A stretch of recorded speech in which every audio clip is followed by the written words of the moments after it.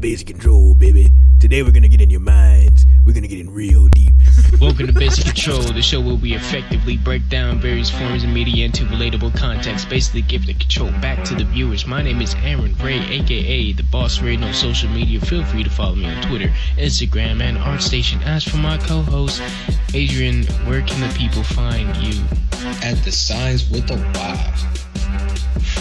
Bouncing around on the interwebs? Bouncing around the fucking interwebs. Follow us on Facebook at PoppyGuysAttack. Subscribe to us on YouTube at PGAttack. Download and stream on Audio Mac and SoundCloud, or email us at pgattack@gmail.com. Any questions, comments, hypotheticals, or advice you would like to see addressed on the show. First, we will get into our icebreakers and our coverage on opinions, current events. Moving then into our main topic, today being Dead on Arrival. Finally spilling out into the hypothetical section where we let loose, crack open our creative sides, and dig into the rabbit hole. Being at Crunchyroll, one of the main things that I was thinking about the whole time was how we start to bridge properties between, I don't want to say West and East, but instead of just, hey, I'm going to adapt this, what's going to be the next? So yeah, I want to know, especially in terms of Deadpool, the Full Metal, not Deadpool, Death Note, and the Full Metal Alchemist movie that is coming out soon. Dead on Arrival, that's what I'm calling this section of our main topic, because we're talking about 2017's adaptation of Death Note. Before I even say anything about the movie, I just want to say shout out to Nat Wolff, who was very much miscast as Light. Shout out to Keith Stanfield, who was, he's still one of my favorite actors coming up. Not in general, just favorite coming up actor. I like him in Short Term 12. I like him in a lot of great films that's dropped with his name on it, especially Get Out. But I would like to see him as a main character in something. There's rumors that he wants to be the Joker in the new standalone Joker film, and I'm like, no, because, well, no, not because you're black, no, because the way you act is not. I know where you'll take that character, but also because you're black. But there's also a Masaoka cameo, so shout out to Masaoka. Heroes fam all day. Where do I start? I'll start with the director. Look, Adam Wingard made this movie called The Witch, and everybody liked The Witch. Everybody liked. I think he had this other thing, the ABCs of Death, or something along those lines. I've never seen it, but I know of his history as a director. We know that he's into horror and a certain type of audience that he tries to get at. And so Adam, a fan of the manga, not the anime, not specifically the manga, he wanted to adapt the book as he thought he can make something out of it. He's like, all right, well, let me adapt the book and I'll see if somebody wants to work with me with this. So, and Netflix gives him the green light, and as he's writing, he realized certain things cannot be translated without being changed. So Light Yagami becomes Light Turner, Tokyo becomes Seattle, and they still use Kira in this movie. But it's intentionally used in this weird misdirect at one point in time to insinuate that the killer is Japanese to keep them from looking to Seattle. So it's a nice little change. I appreciate it. Don't moan yet. Don't moan yet. No. Yeah. We already are 1-0. You got the yeah. one, Hold on. Wait. Just point is, good or bad, they use it in a way that keeps the name within there, and basically what I was saying is that Adam couldn't adapt exactly the Japanese one, and then why would he? I've already seen, the original films, which I didn't like the first one. I didn't like the spinoff with L, and I didn't like the sequel, but I absolutely love.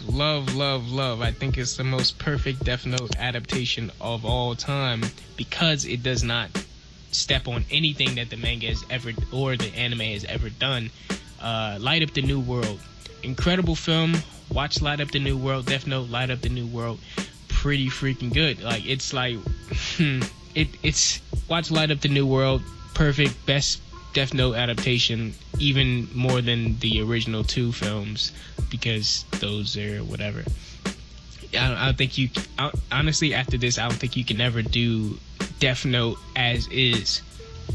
With certain things, you have to be responsible with how you deal with things. And when we saw the trailer, like you see in a lot of these shows where we bring up this movie, in terms of the trailers, we always talk about the responsibility of not portraying Light as sort of a school shooter, or have that school shooter vibe. And so we also have things like Japan as a culture believes in strong ideals of justice, which they call Seigi. And you have America, who has another perspective on justice, which is sort of like, okay, we got... Let me just come out and say, this Death Note has more in common with Natural Born Killers than the Death Note series. And, like, you can groan at that, because, like, I'm like, all right, well, you don't know what I'm talking about because you haven't seen the movie, but, for anybody who will listen to this, I will get into spoilers. I'll let you know when I get into spoilers. But, well, I mean, I'll start to get into spoilers now, so you can, like, turn off the show or whatever, because, like, if you can just enjoy our talk on Eminem, because there's no way to talk about this film in the detail it deserves without going into spoilers. And it doesn't matter if I spoil anything for you at all, because, like, you probably won't watch it because of the word of mouth. However, I will be fair with this film in a lot of things I'll talk about. But like I was saying, it has more in common with Natural Born Killers than Death Note series. And that's because there's some changes that, like I said, Adam had to make some changes, and I welcome certain changes. Like I said, I love Light Up the New World because it exists outside of the natural canon. You know, you can introduce a new storyline, throw me off guard. I think this character is this, I think this character is that. You have a different type of L, you have a different type of Kira, who is not, he's Neo Kira, he's not, and that the other one already exists. You don't have to redo anything because that is already, this is further along in the timeline. It's sort of like a sequel, if you say, you know what I'm saying? You have perfect ground to start over and do a thing. But this is sort of like an adaptation, and what a lot of people miss is that in America, if you want to do American adaptation, it's like an Elseworld. That's like a comics term for like another version of something that isn't. You know, you have Superman Red Sun, where instead of falling in Kansas, he falls in Russia. So like I was like, okay, cool. Like I can take it as that Japan, Seattle, blah blah blah. Apart from the whole Kira thing, however you feel about it, whatever. That's one thing I did let go. Light's motivations in this film is driven by something different, because like I said, the Japanese believe in justice, and justice is not a huge concept for us. So in order for Adam to write this character, he sort of made him justice in the American way. no, see, because we have that we do here. we have a different. If you've seen it, you understand. We have a different brand of justice. By justice, I mean in Japan they believe in like, okay, this is like morally right. We have a strong moral right and wrong of what we do, and we over here have like very, very many shades of gray and very many like high standard types of this is righteous right, and then this is other types of right. We have too many classes of what justice could possibly be, so we have a mixed bag. And so he couldn't just, him as an American character can't have this sense of justice because it's misplaced. We see him as sort of this fascist, which I wouldn't have minded too much, but we would see him as sort of a fascist, and sort of like the way that he was like, okay, this is the moral right and this is that or whatever, and I'm American, let me just start killing gay people and writing gay people names in the book, or people who don't believe in the one true God, Jesus Christ, in the book. You know what I'm saying? Start writing people's names in the book because of one certain value of justice, and we don't have one certain value of justice, so you can't have. So you're saying like version of light. In Japan, mimetic or mentally, it's more. They all have a strong an agreeable term, an agreeable system when it comes to justice, versus here where our system defers to whatever class or creed you're in. Yes, and it's very much easier to be a Japanese character talking about justice than it is being an American character talking about justice, because of how you may appear or come off. And in this movie, and let me preface this by saying that Adam didn't have too much studio pushback on what he could do. This is not anything that's wrong with this is on Adam's way of trying to think how a producer would think and change certain things that he think would go off a certain way. However, I'll show you where he went off the rails. Once again, his motivations are driven by three things that aren't justice, because it's not very strong part of this version of the character, the American version of the character. We have to get over the fact that this is not whatever that already exists over there in the anime, manga, and video. First thing, he's motivated by revenge. Okay, there's a certain level of revenge in the American society that everybody understands. He has, in this one, they yes, I like I said, I'm going to throw out some spoilers here or there. He's motivated by the death of his mother. They killed his mother off, and they don't have his sister in here. Like, they just eliminate those characters in order to give Light and his dad a certain dynamic that I'll go into later. But he's driven by revenge. The second thing is he's also driven to impress this girl. Like, literally, he's killed a lot of people to impress a female. Also, through fear. And so these three technically moral wrongs, that aren't, guarded by this supreme sense of justice, it sells this character in a different way. So I take this Light a lot more differently. Their idea of other things in Japan, we have the over-the-top studious character who is, that person is that person is good. He's like a hero to them. They're like, all right, he's very good at his studies. He sticks to this. He's popular in school because of his studies. He's top of the class. That allows him to be popular. And over here, if you're top of the class, you're not automatically popular. You're not, nobody's gonna mess with you or whatever. But in here, we love the underdog. We like Rocky. We like the person who's like not liked or whatever coming up. But we have to read lightly between our, noble cowboy Batman, type of underdog to our Death Wish Punisher school shooter type vibes. You know what I'm saying? We have to tread lightly of how we treat our underdog characters, especially when you're talking about killing people and the certain absence of justice with it. So he does have a moral center of a character. They treat him more like a victim because of his three things. Number one, the death of his mother. He doesn't want anybody to die like his mother died. Two, there's a girl who I will definitely get into later. And then fear, because, there's a demon, which, once again, I'll get into later, because they treat Ryuk in an entirely different way. I don't mean to keep going on and on without a lot of your input, but I will say Willem Dafoe, pitch perfect. Ryuk, delivery pitch perfect. Effects on him, and no sir. Keep him in the dark, perfect. Get close enough. I like the one from Light Up the New World. He looked exactly like him. I thought that worked more close up, but I think in this one he's a lot scarier in the shadows. And those are all of my just neutral things that I have to say about the film. It's hard to come at this without having that bias, right? And I told you I didn't want to come at it with the bias. I don't want to see. And my only thing about that is I don't even want to get into the old. Like we know it exists, right? In order for me to really attach myself to this objectively, I'm gonna have to leave Takeshi Obata behind. Yeah, I'm gonna have to, because I don't want to come off, on one end, I don't want to come off like, oh, I'm in favor of Takeshi Obata and the other creators who in Japan who've done that.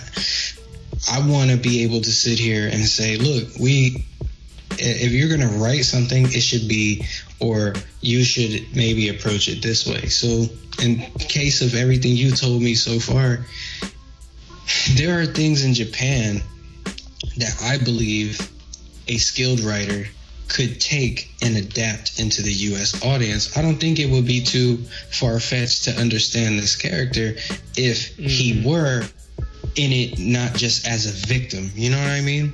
Yeah, they made him just a very angsty person. But you were saying? There's a way that we make a character. There's a thing in Japan when they write a character who, usually your shonen tropes are the goofy young kid who may be an underdog and he has to amass all this power in order to be recognized. But they also have the character who is like how Takeshi-san wrote Light in the original series, where he was a very determined and set forth in what he was doing from the jump. You know what I mean? And we do that in America. We have stories like that. Like you said, natural born killers. Even though those characters were written with trauma, the opening sequence, they body somebody. Like, come on, bro. Like, you feel me? Like, and that automatically sets the tone, and we're ready for it, man. We've got the Quentin Tarantinos where he gives you these highly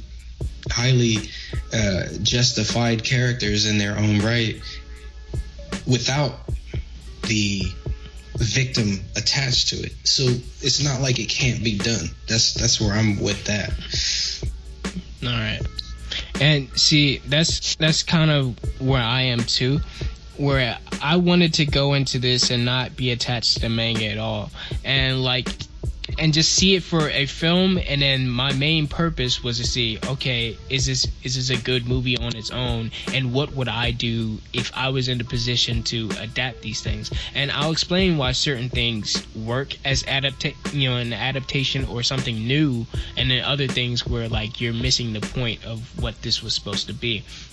And like I said, this movie is hard not to compare to the manga or the anime. So when I begin, I'll compare some things, but I'll try not to harp on it, because that's not, it's unfair. Before I get into what's fair or not, I have to say some unfair things.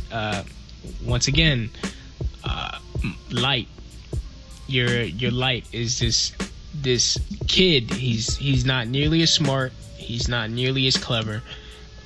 He screams bloody murder for a lot of this. The first sign that the Light that you're going to, first 20 minutes of the film, first sign that the Light that you're getting is going to be a lot more victimized, a lot more less colder, is he screams at everything. Like when he first sees Ryuk in the manga or the anime, he's like, okay, well, I figured that there'd be some type of thing like that. You don't impress me, but thank you for revealing yourself.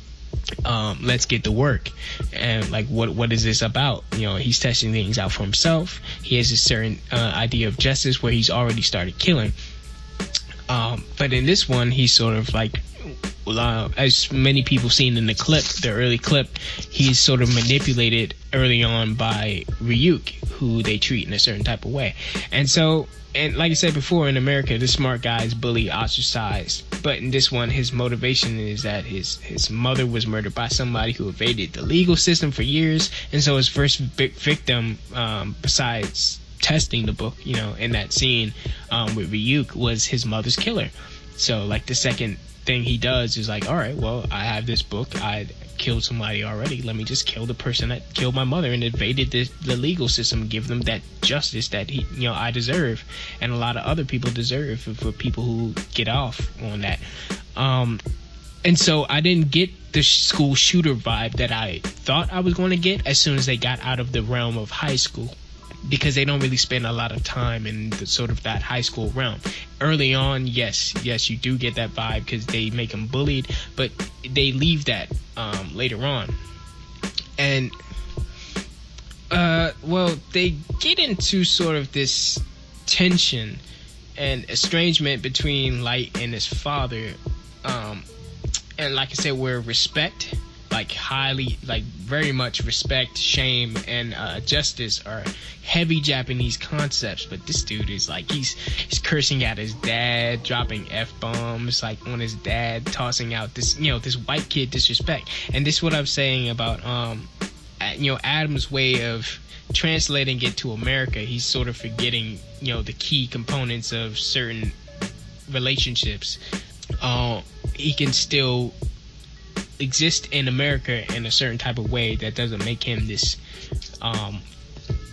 prime candidate to shoot up the school. But like, I'm glad they didn't harp on the high school aspect of it. It sounds like the writer or director was just trying to same guy kind of write. Oh, okay. Yeah, so it sounds like this guy was just trying to kind of write his childhood, like his experiences, and use Death Note. I don't want to say that. I don't want to say that, but I would just say that his understanding of sort of the American, like leave me alone, dad type situation, like, oh, well, you don't understand that the teenage angst in America is a certain way, and he's twisted this character to try to be that, but also try to be sort of sympathetic troubled youth, but it comes off as like a whiny victim.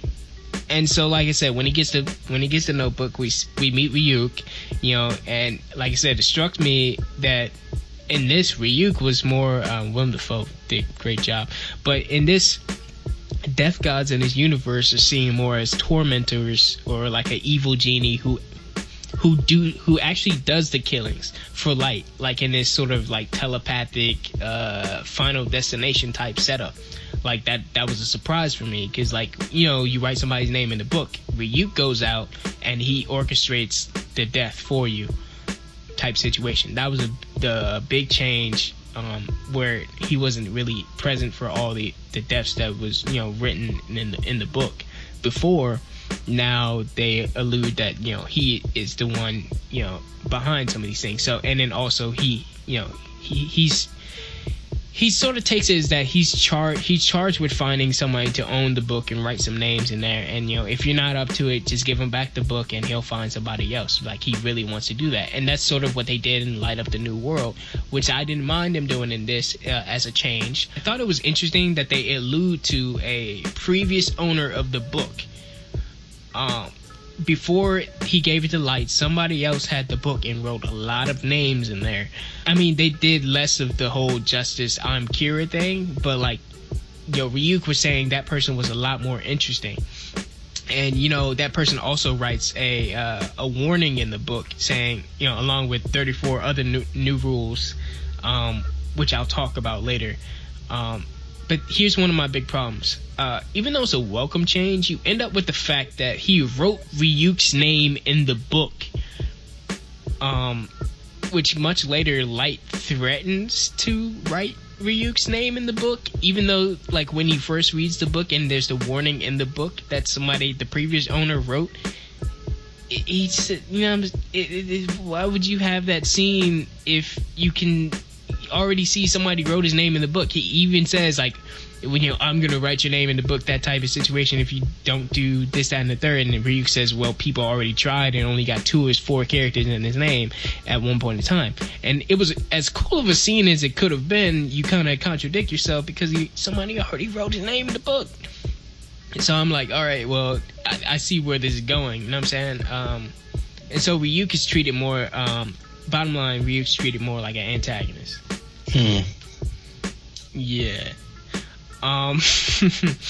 The third, rounding off our antagonist, is our new character, Mia Sutton, who I thought was going to be like Misa Amane, but she's not Misa Amane at all. Not even close.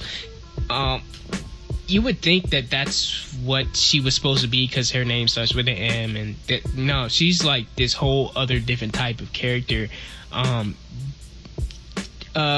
in this movie, what I was saying about Light being this victimized character, this, that, and the third, the real muscle in this film, the real other antagonist in this film is Mia Sutton. Mia is the shot caller of this movie. Like, she performs a lot of the calculated things we see happen in the manga and anime that Light does.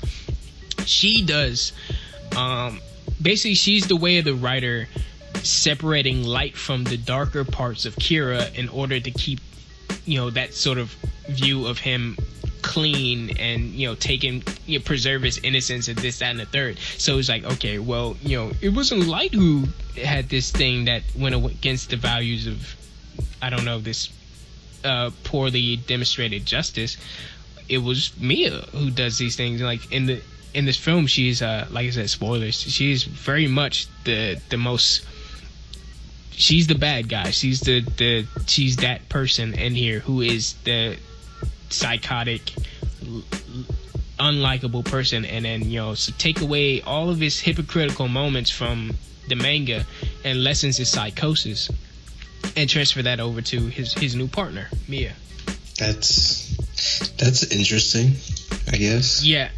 When I was watching it, I liked the dynamic of having, because I see the relationship thing they did with him and her. And if he wasn't supposed to be Light, if he wasn't supposed to be Kira, if he wasn't supposed to be this, that, and the third, I think the relationship they had with, like, the two, like, lovers having, like, the book, that could have been the whole movie. That could have been what this could have been about. And it technically is about, but but there's things we haven't even begun to scratch yet. Like, there's whole characters that we, what I mean? Let me quickly go into some of the things that's going on with this. There's L. Best character besides Ryuk, virtually the same apart from being black. There's a subplot about his lack of sleep that they added in, which leads later to, sort of to set up his unhinged moments of insanity later on in the film, where it seems like he can go off anyway, but he's very much underused. He's supposed to be excuse me, I don't want to compare to the manga and things like that, but they set him up as a rival for Light and set him up as this or that and the third. But in this film, they set him up like that early on, but he never does anything past a certain point. Eventually he I feel like they use, what I'm saying, they misuse L. And I won't bore you with like a moment to moment recap of how Mia and Light do things, but suffice to say, L finds out about Kira because, of course, the first kill was in Seattle, and it was only broadcast in Seattle, much like in the anime. So I was like, all right, whatever, that's cool. And then find out the way he gets them, right? Spoiler alert for. Once again, I had to keep saying that because people don't understand that I will talk about these things because there's no other way. I won't do it all the time, but for this, yeah. He uses Light's dad as a scapegoat. So Light's dad goes on the news, like they kind of speed through his whole situation, and L uses Light's dad as a scapegoat on the news to reveal his name and his face. I'm what is it? I forgot his name. I'm Mr. Turner. I don't know his first name, but he was like, I was just, Kira is a coward, blah, blah, blah. The same thing he did in the anime / manga where, like, that guy comes out and then, he kills him on the news of like, all right, whatever. But this time it's his dad, revealing all of his information. At first I was like, why would he do that? But then I was like, yeah, like, if his son isn't Kira, then he will survive. Well, he will die. If his son is Kira, then he will live. So I was like, all right, well, there's your gimmick. Light has to kill his father. And if Light was really gully, he would have did it. And this Light is not that gully. This Light was like, no, I'm not killing my dad. I'm the victim here. And so Mia wants to steal, use the book to kill his dad. She was like, all right, well, we gotta kill him, because if they do that, they can figure it out. She's literally the sort of a writer's convenience of making, like certain points in Death Note where he's talking to himself about things. They sort of make her like a Alfred / Robin situation where he can talk about these things in the open with another person. They could have just used Ryuk, but you know what I'm saying, or just used the voiceover. But she takes away she takes away the dark part of the character and says, well, no, we can't do that. That's wrong. I can't kill my dad. So, you know, his dad comes home, he hugs him, and, you know, that sort of situation. And Mia's like, all right, well, you know, the FBI is in you know, Seattle to try to, you know, follow you because they really think that you're the guy. And, you know, they, you know, you've seen this scenario in, you know, in the original version, right? Where the FBI comes out and they try to follow him, and then I think it's like Ray Pember and then like Ray Pember's wife, and those were like some of the key moments showing you like, all right, Light is like the bad guy in this situation. He is going out and doing these things, but instead of Light taking out the FBI agents, Mia steals a page from the Death Note without Light knowing, sort of like relieving him of like the burden of doing these things, these evil things. Like she just does it herself, and she kills the FBI agents without Light's knowledge, and Light thinks that Ryuk did it himself because he's already convinced that Ryuk is the antagonist here. Like he was like, all right, I don't know what Ryuk might do. And Light, after being confronted by L in like what I say probably the most decent scene in there, he decides, in order to win, he decides to possess Watari, who's Asian actually. In the manga anime, he's an American white guy, but they gave him the name Watari. So he possesses Watari for 2 days because in this adaptation you can control someone up to 2 days to obsess about L, search for his name, and eventually he fails to recover it in time. And at the school dance, Light finds out Mia wrote Light's name in her book. They have a school dance in the movie, you know what I'm saying? Like you've got very movie things like, all right, I'm setting it up in a certain way. I'll talk about the new rules because I didn't tell you all of the new rules, and they're key rules that can only exist in this film to set up certain things. Like I said, she wrote his name. Light finds out basically after all these things, he's unable to find L's name, but like he knows that Mia wrote Light's name in the book because he finds out she stole a page, this, that, and the third, blah blah blah. Discovers, oh no, she's really, I don't know, crazy. But certain rules in here. One, there are no Shinigami eyes, which was like one of the biggest parts of like the, you know, ways of catching L, ways of catching, you know what I'm saying? Like it's one of the key things. Cut your life force in half. For anybody who doesn't even care about these things, who's still here, basically you cut your life force in half and you're able to see somebody's, because in order to kill someone you need a name and a face. With Shinigami eyes, you just need their face and you'll see their name on or whatever. You don't even have to be anywhere near them. You can look at a photograph and you can see their real name. 2, only the current owner of the book can see Ryuk, not just anybody. So when Mia used the book, she can't see or hear Ryuk.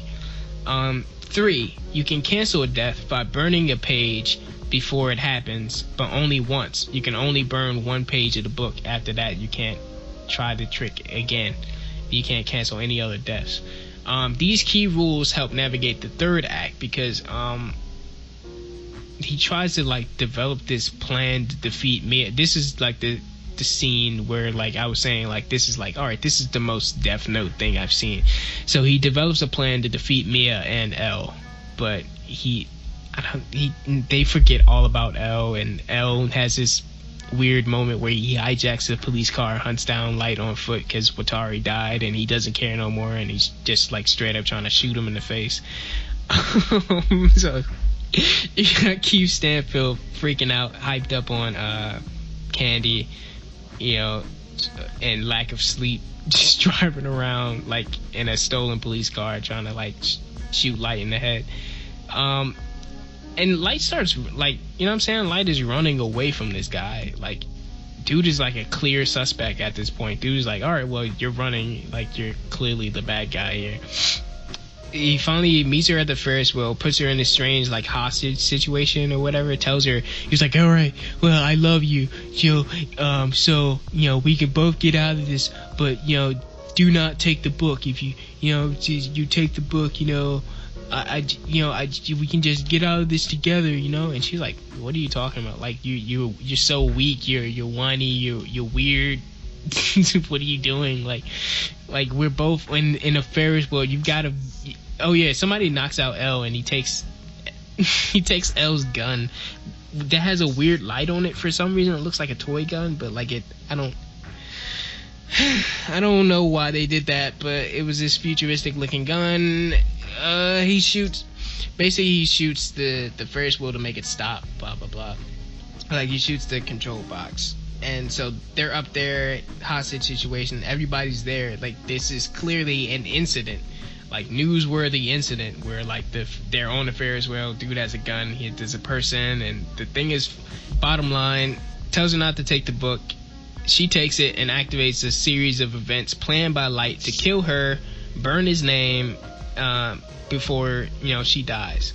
He sets it up that like after falling, he gets put into this coma, and then like after 2 days, like a set of like mindless criminal envoys that he's controlling, he returns the book, and they commit murders while he's in the coma to like clear his name or whatever, and he's virtually cleared of being cleared of being Kira somehow. And like, I'm sitting there, I'm watching this, I'm like, all right, number one, Mia died in this weird way. Number one, I think he said like, oh, if she took the book, that activated the series of events. Like, but since you wrote her name in the book, she was gonna die anyway, son.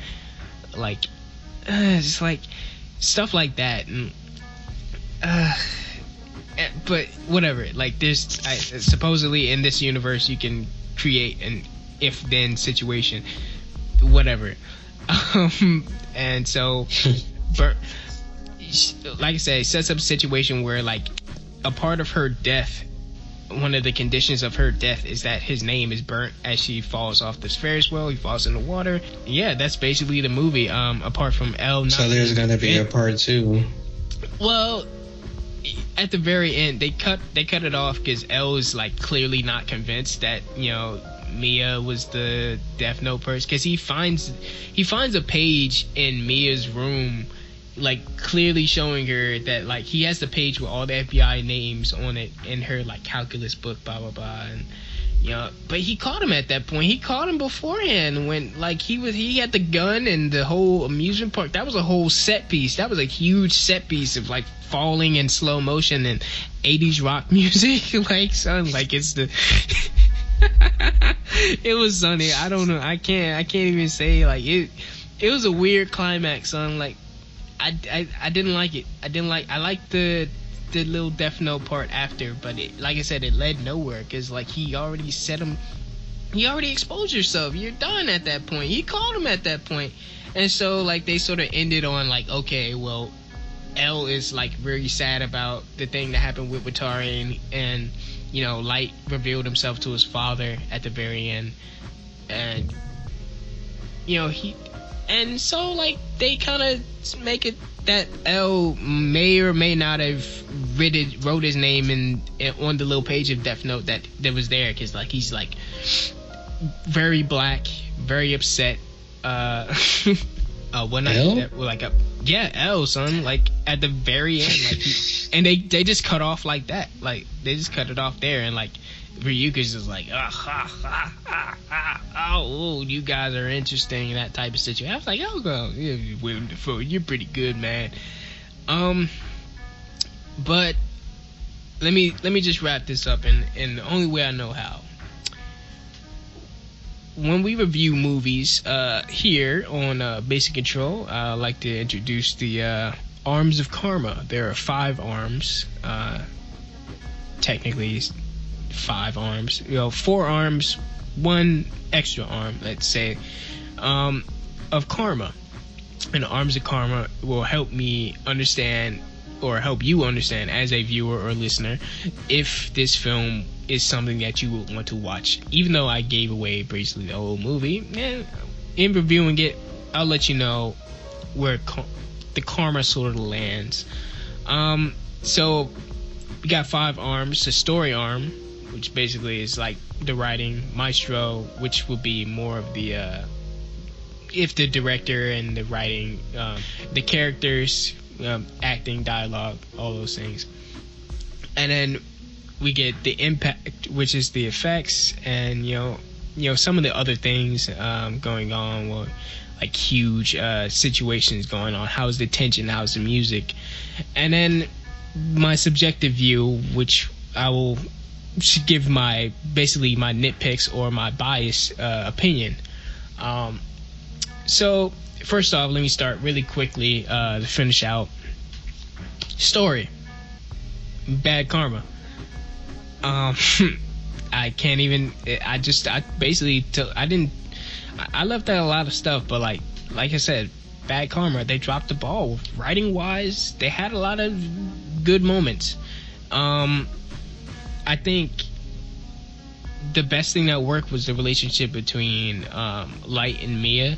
I think that could have been a whole movie about two different, not L or Light or Kira, that type of situation. They could have been like a different type of Kira, but like I would have liked to see that handled in an entirely different way than just trying to hit these anime beats. Like I like the Natural Born Killers vibe of it, because I was like, all right, well, they can turn on each other at any time, but they know each other's whatever. So they could have said it. That could be an entire movie, but they're doing an adaptation of Death Note. They didn't want to do anything too different, which I think different was the only thing good about it. Because every time you try to do something that was something like what was in there, you kind of missed the point of why it worked in the anime in the first place. So story-wise, bad karma. So Maestro, good karma. And that might surprise you, because I think Adam is an okay director. I like the visual aesthetic of the film. Like a lot of things work, and maybe certain things didn't go so well, but like I think in terms of a director, he handled it well. Writing wise, no. Like I said, story, bad karma. Visual wise, yes, pretty good. Netflix never disappoints visually. I just think that he should have set up a lot of things in a different way. Characters, bad karma. Because like, come on, son, like you missed the point of why certain characters worked. You got Watari in here acting like this movie make me sigh a lot. Like it makes me sigh a lot because like the dialogue. The dialogue was atrocious, son. Like, because you get a character like Light, and he's whining and all these other things, and it's like, I'm riding with this guy. Like, first 20 minutes, like, before he says anything, you're like, all right, well, this guy, all right, the book falls from the sky. They really start strongly. And then, like, Ryuk shows up, even before that, like, he sees people picked on, and then he starts whining to the bully like, you were held back, you never did a thing, and technically you're an adult right now, so hitting me would be child abuse, so leave me alone. I'm like, what? Like, what the world? It's just Light, son. Like, Light is supposed to have a duality, and I think the character would have, in an adaptation, would have served a duality, would have served him well, especially when he talked about his father. His father couldn't possibly see his son doing these things because he was a good kid. And in this, he's not so much a good kid. The dude is like, they made this kid like, they open up with him getting caught for, doing people's homework for them, like sort of like, committing, yes, like I didn't even get at this part, but they open with this sort of situation where he's doing people's homework, he's doing these bad things, he's not I don't know, like, you like Light because, not because he's a good person, but because he's appealing to you. He's an appealing person. You know how evil he is. You don't want him to get caught because you like the dude. You think that, like, you don't agree with him per se about, okay, people need to die, but you like him. You think that he's charming. And this guy's not charming. He's not. He's whiny, and then like he doesn't have responsibility for things, and he doesn't have a sense of why he's doing these things. And like he spends the whole time trying to impress Mia, like, okay, well, look what I can do. I have a book that can do this thing. Like, no, son, like, and Mia, she's one-dimensional. If they put Mia in, like I said, they cleaved Mia from the character of Kira and Light as two separate characters. If they put them both together, they might have made a decent Light if, he had more of a face to put on. Because I think my connection with the anime was more it was more set up in a way that I appreciated the duality is sort of like the two-faced nature of a lot of the characters, especially since they had one thing going on in the forefront and then another thing going on in the background. And one of the greatest episodes that a lot of people can talk about was maybe the last episode, and also one of the early episodes when he had to convince that girl not to go to the police department, and he was trying to get her name. His duality, all about convincing people, hey, I'm cool, I'm Light, and whatever. But like in the background, he's like, all right, just in a little bit of time, I can convince them to do this thing. And he didn't have that. Like, there's a scene where they make Light and L actually bicker back and forth, and the dude is like, all right, well, this dude is clearly Kira. Like, he's not like, you're not convincing anybody. Like, son, like like you're almost face palming at the characterization of some of these guys. Not to go on too long, but yeah, characters, bad karma, son. Impact, good karma, I guess. I mean, the effects were okay, and Netflix, like I said, Netflix is gold when it comes to certain things. And setups and suspense and music and things like that. I didn't like the music choices that they had especially at the climax scene.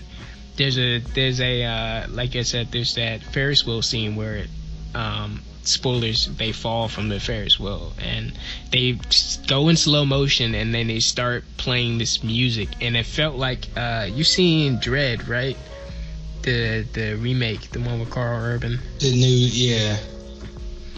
They got sort of like, they did the same thing. Like in Dread, the lady gets on slow, he puts her on slow mode, they play the music, and she's like falling in slow motion to her death. And they do that the same exact thing, but with this weird 80s music. Like, it doesn't fit. But all in all, I can't say that the impact was bad karma, too crazy.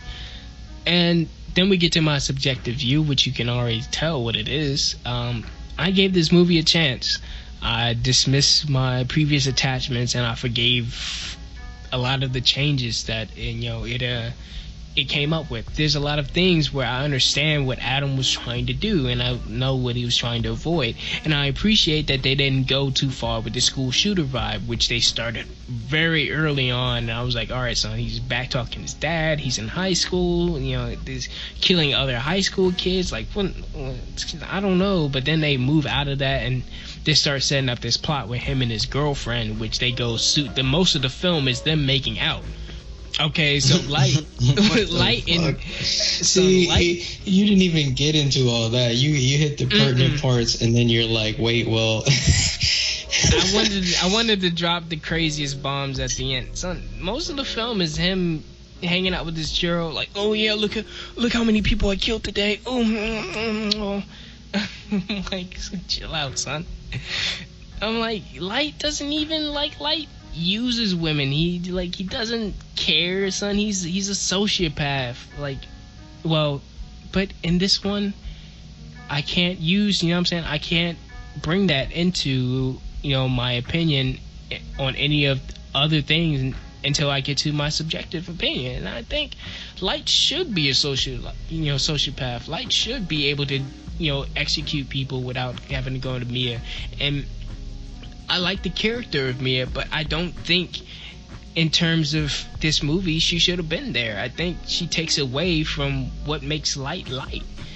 by separating that and making her more of a equal, like sort of what they did with Harley Quinn and the Joker in Suicide Squad, they kind of missed the point of what this situation was supposed to be. Like, singularly he is Kira, singularly he has the responsibility, and the seeing his hypocrisy, seeing his psychosis of, okay, I'm doing the right thing, but he's clearly not doing the right thing. That makes him compelling as a character. In all of the versions, even when you get into Light Up the New World, the new Kira believes he's doing the right thing. He believes he's doing certain things, and you have characters that are self-aware. I know what I'm doing is bad, but I'm doing it to save other people. Why can't you understand it? That sort of mindset. He doesn't even have that. He's like, oh well, I'm just I'm with it. No, dude, what are you doing? Like, step in front of this. You show me how crazy you are. Like, stop trying to beg people for pity. Like, what are you, like the Jerry of like Death Note? Like, what are you doing? So yeah, bad karma. Story, bad karma. Maestro, good karma. Characters, bad karma. Impact, good karma. Subjective, bad karma. Overall, it's a bad karma film. You won't have a good time mostly. God damn. I'm just, cause like, if you could, man, I don't know. I think in the hypothetical is how to improve this film. If we were to do a Death Note film, how to improve it, and that's how we're gonna end the show. Well, if you're asking me, and I was gonna make it American, because I thought about this a long time ago too. If there were going to be another Death Note movie, because I kind of feel the same way with like a Bleach property. So if I'm going to move the demographic, I'm just going to make new characters set in that universe. Case in point, Light Up the New World. Yes. Because you can still explain it. It can still fit in the property. It still functions as what you're talking about. The new rules can apply because the original Light had convinced Ryuk to write fake rules into the book at one point in time. And yes, it would be cool. I would have them have him exist. And now the book is dropped off in America, and it deals with, maybe instead of Ryuk, maybe have Ryuk there, but then create maybe an American death. Can I say something, like, real quick? Yeah.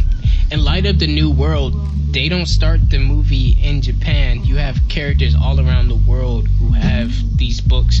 You also in the Next Generation the miniseries, you have characters in there.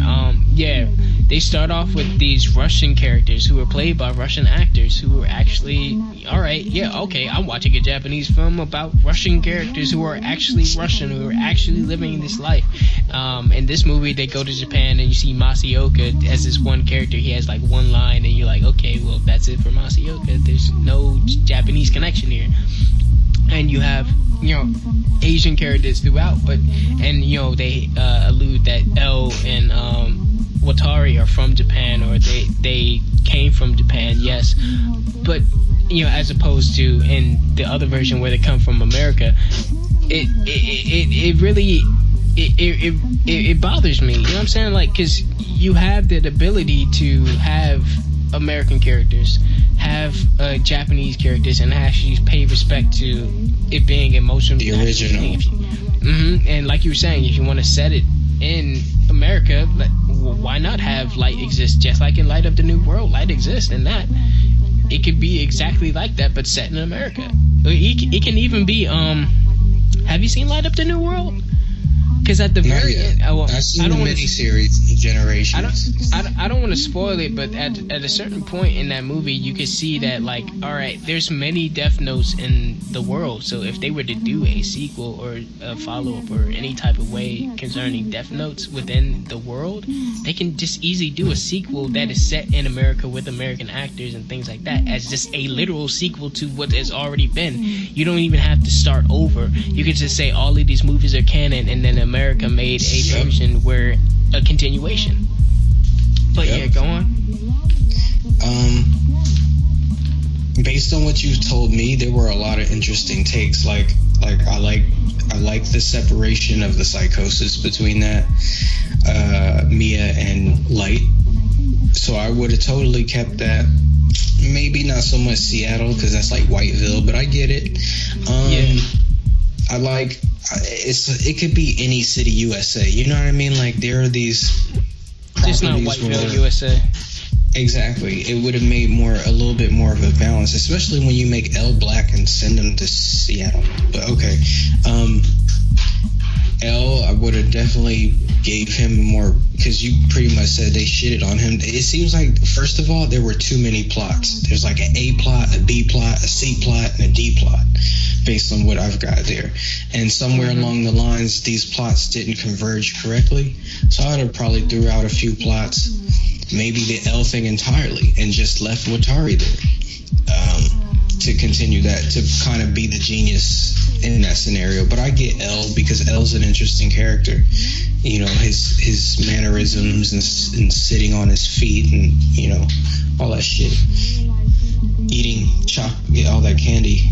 Yeah, there's actually the Whammy School exists in this, and it also exists in the other adaptations. What they did in the other one. That's what I was going to ask you. They had Mello, they had Nier, they had the new Miyazaki.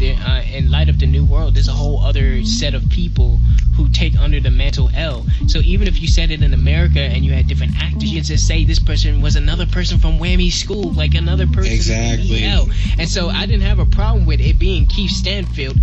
Even as L, you could just say, well, the other L could possibly exist. There's many L's, you know what I'm saying? Mm-hmm. Did they do the screen thing where L takes over the screens and it's like that letter L?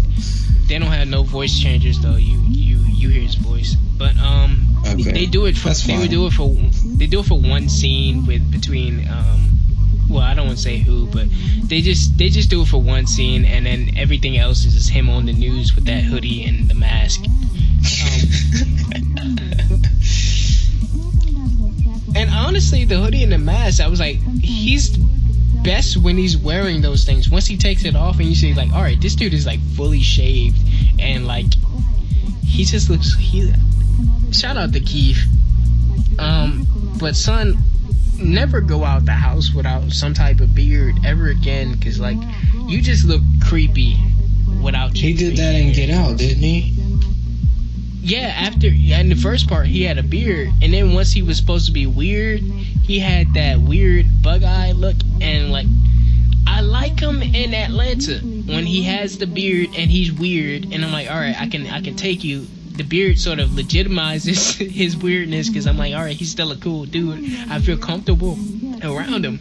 But when you shave your facial hair, when you have a face like that and you got these intense eyes, I don't know how to deal with you, guy.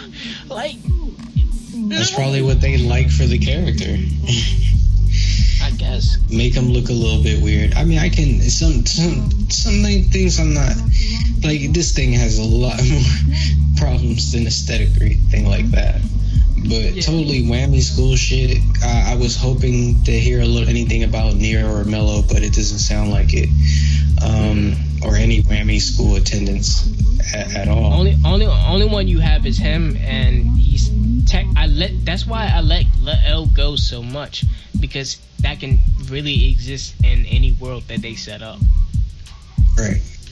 And here's the thing about this is, if it were me and I would eliminated most of the plot lines, I would have loved to just kept it be mainly about a battle, the A plot about the battle between Light and Mia, or Light and L, or Light and his father. Like, just one of those works. You don't need all of them in concert. It's too much. I think, and I was thinking, right before the third act begins, once they first go to the school dance or the winter dance or whatever it was, obligatory high school movie type situation. I was thinking, I was like, why didn't y'all just make this a mini series? this was a Netflix miniseries, I think I would take it a lot differently if it's just a film, because I think there's a lot. They would have had more time. You would have more time to be like, all right, you'd be like, well, I don't like this, and then once you get to like episode 4, you're like, well, this is it's different, it's whatever, and you have more time to look at all of these plots within their own space. Taking this as a whole bite was not the it was not the move. Jeez. Yeah, I don't know. Because it's such a simple. Death Note itself, the fascinating thing for me is that it's such a simple plot line. It's just one guy and his fucking problem and everybody else who's trying to stop him. And that's it. It's really a very simple story about morality. Because it's a mental battle. It's not just like exactly running and things. You have this mental joust between two people trying to figure out each other's identity. It's a psychological story. It's very cerebral, and it's very methodical of how they go about these things and how they set each other up for certain things. And this Light, as soon as Light say, oh well, that was sort of a threat, can I just like write Watari's name in the book and he'll just search for L's name? I was like, how do you know Watari isn't a pseudonym? He doesn't even think about it. And it's not. He somehow knows Watari's full name, uses it, and controls him in this film. And I'm like, alright, that was way too easy. They set it up that Watari is, you can control somebody for 2 days. So he's like, he becomes obsessed with the L, blah blah blah, and for 2 days he does his thing. And this dude gets on the phone and he calls. He gives him the number to call Light, and Light's like, well, did you find it yet? And he was like, no, I did not find his name. I will keep searching. And I'm like, you're calling a zombie? Like, you can talk to people while they're being controlled? I don't know. It rubbed me the wrong. Like, certain writing decisions like that. Like, I'm talking about cerebrally setting somebody up, cerebrally coming up with a plan, and those are the best moments. The best moments are that tension, that suspense of like, all right, at any moment you could find this dude's identity. At any moment he could say the wrong thing, or at any moment somebody can give you up, or it's like, all right, I'm running out of time. Like, for you, let me do the ideal situation like that. Exactly. Like, that was the fascinating things where he is. See, damn man, that's.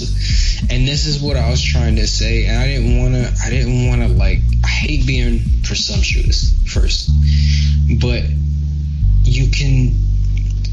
I don't know. We've been writing long enough, right? We've been investigating and watching media and divested in both of these forms of media, whether they come from Japan or the U.S.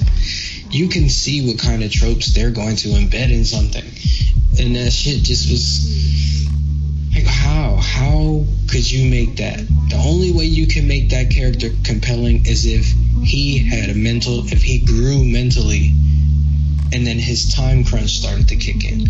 Like, oh shit, I'm running out of time, or I need to change my tactics up. I need to use this person this way. I need to turn it around and then use the girlfriend. Like, he could have did so much with that. Sacrifice somebody. Show me that how bad you really are. Make me root for you, but also want to see. Or make a choice. Force him into make a something. choice. Yeah, do something. Like, everything he did was reactionary to other people. He didn't really have his own really arc, other than, all right, well, why do you want to be Kira? Well, I think I can help other people not do, suffer what I suffered, and everybody deserves to have the person who killed their loved one or raped their loved one, get their just desserts, I'm like, okay, well, I guess. Do you believe that? Well, I just, I want to, keep me a happy son. Like, stop talking about your girlfriend. Like, what are you doing, bro? Like, are you doing this for the girl, or do you actually care about people, or what's going on? See, that's definitely what I would have done. Started with that. He cared about trying to not to be alone and replace his mother, and then at least just start with that. But yeah. Yeah, seems like I think I think that, like I said, if I went totally new characters, like I said, once again, Light of the New World, all of that stuff already exists, and then we got Death Notes in America, and then this couple, this boy gets a Death Note, and he impresses this girl, with this book, and he's like, all right, well, yeah, and then they come up with the idea to start killing people, and then you got this new dynamic, and then he's like, all right, they have to share this book, and there's tension, and then all of a sudden another book falls to earth, and she has her own book, and you're like, okay, well, am I in danger from this girl? Like, are you gonna write my name in the book? And so you get that tension of like, all right, and then you have that with the police arc, them trying to catch, like that could be compelling. That would have been a movie, but like this, I don't. What is this? Like, what is this? What is this? I was defeated, son. I couldn't say anything because I've been the main one defending this movie. I've been the main one telling people. I've been telling people to chill. It's Suicide Squad all over again, because I've been telling people, hey, yo, just chill out, just, watch it for yourself, chill out, you know what I'm saying? Just, it's an adaptation, and people don't understand. People want to hate before they see it, and I had to say, you guys were right. They couldn't do it. Y'all were right for the wrong reasons. It can be done. Hollywood is not the person to blame here. This is not a Hollywood film. So you say, oh, Hollywood. No, this is not a Hollywood film. This is just Adam Wingard. It's on Adam Wingard's head, son.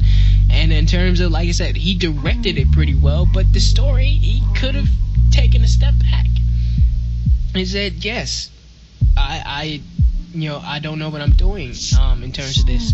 And either you do it straight, like I said, you can't do it exactly the way it was. And the way, it's number one, it's a cheap movie, so you can't just, Japan this, Japan that. There's scenes in Japan. There's a whole sequence in Japan. Like I said, you got Masaoka in there, and once you get there, you're like, well, can we stay here? Because it's like visually appealing. You got the red lights and all this. I'm like, okay. And you got what is it? Keith Stanfield as L, just walking in hallways with lights and stuff. I'm like, okay, what's going on? Yeah, Japan. Yeah, see that set piece in the trailer where Keith Stanfield is walking through that hallway and the weird lights, and I'm like, okay, what are they going for visually? This might turn up a little bit, but the rest of it just gave it away. It was dope. There was like I said, visually, like I said, Impact. You had a lot of great things showing on there. And like I like those things. I like that setup, but they didn't spend a lot of time on it. They misunderstood what was actually working, because this whole situation where you were making this girl out to be basically the brain of the organization is like, what's the point of you following the light? I would have even started my movie with this new male character, and then somewhere along the way revealed the girl to be the actual mastermind in some weird way. Like, that would have been compelling. Yeah. Here's my only thing. Going forward, if they make a sequel to this, they have no choice but to do something different. There's no choice. You're forced into a box where you have to innovate, because the way they end this is completely different scenario. So I'm like, okay, if you do something different, I might be on board for a sequel. So in this rare occasion where I did not like the first one, I think the sequel might be creatively, might have more creative weight to it than maybe this. Because this, no. And I think Netflix, the way Netflix, because people will watch this. They have a great marketing campaign. They, despite the negative word of mouth, people are going to watch it or hate watch it. It is one of those movies where, like, Netflix might end up making a sequel to a movie that no one liked. That's the thing I don't like about this time, the way that we watch or judge whether a property is good or not, because we've always done it where it was like, oh, this thing sold 1 million copies, or they did a 500 million in a weekend, but that doesn't mean the property was good or bad. No. Just because we all watched it and it's gonna get, Netflix has a star rating system, but there are gonna be people who rate it. It's gonna have at least 4 stars or something. I don't know. Hey, And it was ultimately, like I said, the title of the episode, it was Dead on Arrival. You have something that, like we were saying, you're trying to adapt from outside the what we already understand, and there's people who can do it. And I think Adam, I blame Adam, but I don't. I think Adam was trying to find a way to make it make sense, but you hit the wrong buttons and you focused on the wrong thing, and you could tell that he cares about like the book. He was like, okay, I'm clearly a fan of the thing, but he wrote at it from a fan perspective. He didn't write at it from a filmmaker's perspective. If this was truly fan fiction, I would applaud this a lot more. That's what I was expecting. I was expecting a fan level Elseworld story that eloquently constructed new things into what we already know, like adding the new rules. I was like, all right, whatever. There's certain rules that I don't like, especially the thing about her not being able to see or hear Ryuk makes him a little bit more crazier looking, but it also takes away from the part when she actually takes the pages, but since he's not the owner, she still can't see or hear. So there's certain things like those are key actually in the manga. Well, I'm saying that those were key elements that people used to defeat characters within there. He used the fact that people couldn't see Ryuk or see Sido or see some of the other Shinigami to defeat people. There's other things like people's names. And the clever thing they did in Light Up the New World, because we're going to wrap up soon, but the clever thing they did in Light Up the New World, they had the dude Shien, Neo Kira. He has this list of like instant kill list. So he has down the side of the right hand margin of the page, he has written on the right hand margin instant kill, instant kill, instant kill, instant kill, instant kill, all the way down to the bottom. And like it's like a whole bunch of them. So he can, if he's ever in a situation where he's caught up, Shinigami eyes write in their name, and they instantly die. Like those are new things you inject in there. You talk about the thing when you pass the notebook off and you lose your memory after 7 days. These rules set up other people within the manga and other adaptations. You use these new rules or you take away these rules in ways that like you kind of open yourself up to certain issues, and I understand it. Like it's like what we were saying with the other thing with Spider-Man, how you take away certain elements of Spider-Man in order to serve the story. When we talk about scaling, this feels like that, and it feels like you did it the wrong way. And I think a lot of these things were elements of trying to fit it into a story, but forgetting why these things were there in the first place, especially when it comes to characters like Mia and characters like Ryuk. It makes no sense to question Ryuk if nobody ever does anything about Ryuk. Well, in the beginning, like I said, they say he basically can move things on his own. He can do whatever that he really wants to do. He can write names in the book and all these other things. He's just giving the notebook to whoever. And it's written in the book. And like I said, it's very stupid. His name is written in the book. His name is written in the book, and then he tells people that, oh yeah, they tried to kill me, but they only got 2 of the letters of my name. And I'm like, well, your name is already in the book warning me not to trust you. Why aren't you dead? You know what I'm saying? So that it's certain things about like that setup of making him an antagonist that I like, but it's like the execution was wrong. A lot of the execution was wrong. And like I said, I'm not going to take away the good karma on Adam Wingard visually, because I think that's something I can't do. But story wise, yes, like you get the biggest L of this year, because it's probably one of the worst films that I've seen on Netflix in a minute. The last thing I want to say on it is, last episode we talked about copyrights and everything, and a lot of times these studios will produce something in haste or give a property to go green light in order to maintain the rights or to maintain that license. So I can't rule that out too.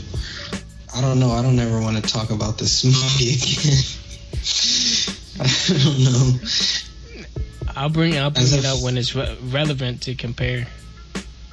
As a fan of the original, and this is me being subjective on that, as a fan of the original and as a fan of writing in general, I feel like people should be more.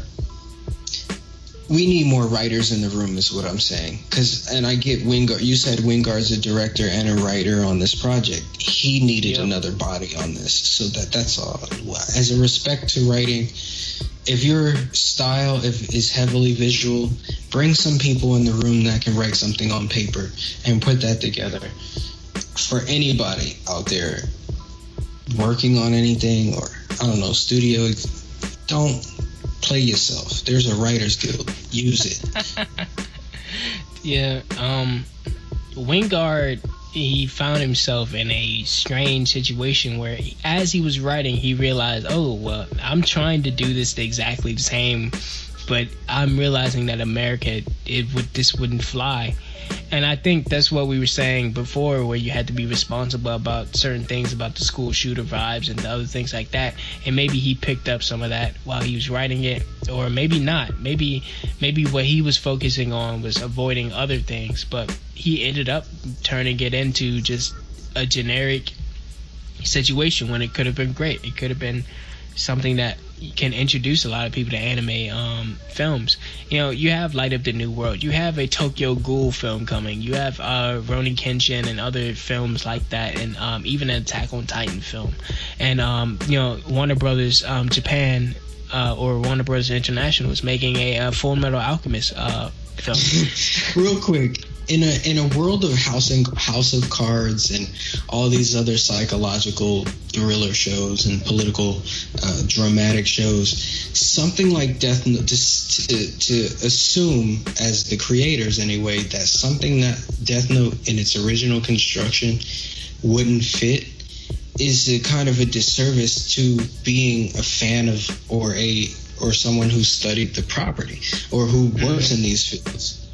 Because people tell you day in and day out, Americans tell you day in and day out that they love these psychological things.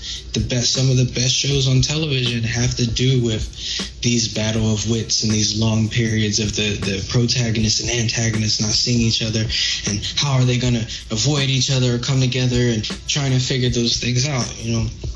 Insomnia. Just trying to, yeah. I mean, let's talk about it. You got my man's Robin Williams and Al Pacino. They don't really see each other for most of the film. He's on the phone. Seven. You know what I mean? God, so many films. If you notice in the marketing, because they got some Willem Dafoe marketing as Ryuk in some of these commercials, and you know, advertisements, they're marketed sort of that way, like, yeah, we're killing people type situation, but you know, it's not what this is about. And I think he wrote from that perspective, but he didn't write from the psychological perspective, and he dropped the ball. And that does a disservice to what he set up psychologically with this angsty vibe. You know, a lot of what that character is going through, from what you've told me, with the death of his mother and the relationship with his father and the girlfriend that he's trying to impress, and a lot of that feels like your act 1 and act 2 in developing this person's mind state, and how the other characters' mind states revolve around that. And then I don't care what you do in the third act. Go balls to the wall, start blowing shit up, have a fucking 3-block car chase. I don't care. If you gotta bring Adam. Adam, if you come talk to us. If not, Adam, don't do it again, please. I'm standing at a Dutch angle. Squatting at a Dutch angle. And I'm looking directly at the camera, and I'm like, come on, bro. No, come on, bro. And that was Basic Control, the show where we effectively break down various forms of media into relatable context, basically give the control back to the viewers. My name is Aaron Ray, aka The Boss Rating on social media. Feel free to follow me on Twitter, Instagram, and ArtStation at The Boss Rating. Follow me. And for my co-host, Adrian, where can the people find you? At the Signs with the Y, somewhere making an anime adaptation with Amano Sensei. Follow us on Facebook at PoppyGuysAttack. Subscribe to us on YouTube at PGAttack, or email us at pgattack@gmail.com. Any questions, comments, hypotheticals, or advice you would like to see addressed on the show. If you want us to adapt a anime, tell us what anime, and we'll let you know if we want to do it. Or if we're interested in that, because we will literally do that for you guys. We will actually invest our time in trying to, all right, let's get down, let's actually write these things, let's get it done, and let's make it good. Let's not treat it like it's whatever. Like, as you can see, we don't just fuck around with all of this. Like, we it's all those fans being at Crunchyroll, seeing all those fans, like, they really care about these properties, and so far we as Americans have let them all down. Like Dragon Ball Evolution, this Death Note movie, I don't know, like, fucking go down the list. We've let them down.